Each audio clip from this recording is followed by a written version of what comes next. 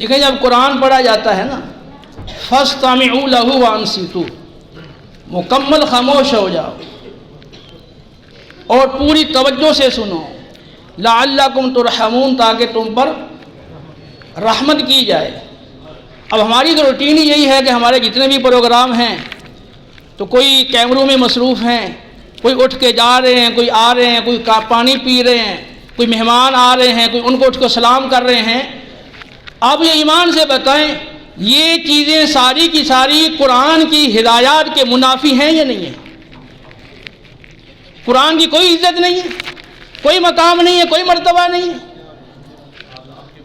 آپ جب کلاسوں میں پڑھتے ہیں یا پڑھاتے ہیں وہاں بھی آپ فون اٹینڈ کرتے ہیں؟ اب وہ بیان کا تو ٹائم نہیں ہے، لیکن میں اپنا تھوڑا سا اپنے دل کا درد آپ کو سنانا چاہ رہا ہوں۔